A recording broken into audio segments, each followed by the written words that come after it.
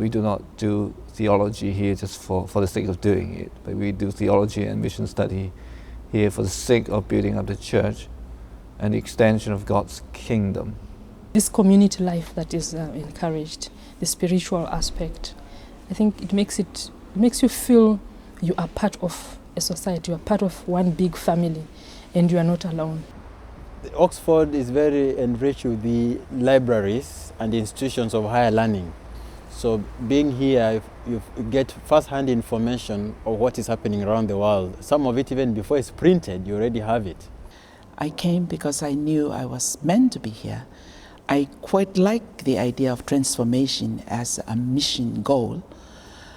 But while I'm here, I realized God was working to transform me as well. It's really designed for people who are engaged in some type of scholarship or full-time ministry. OCMS allows people to be here on a part-time basis with residencies at regular intervals. When you come to OCMS, you are interacting with many Christian leaders from all over the world. Being in Kenya, perhaps my world was too narrow. I looked at things in a very narrow way. OCMS here in Oxford helps me to focus a bit more at the world global perspective. The strongest aspect of Oxford Central Mission Studies is the way they make their theology appropriate to the context. I mean, appropriate to the context of poverty, appropriate to the context of developing ones like Africa, even appropriate to my village. OCMS can give a deep engagement in action and reflection on mission that draws on the best of scholarship, but never loses sight of sharpening your skills for practical engagement in mission. We are living through a period of the shift in the center of gravity. Indeed, we have entered into a period where the center of gravity of the Christian world is no longer in the north.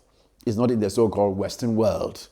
It is in the non-Western world. The vision for OCMS came together at a conference looking at evangelical mission theology in the two-thirds world and how that could be encouraged, developed, and passed on. And one of the first items that people discussed at that conference was succession planning. How do we pass this on to the next generation?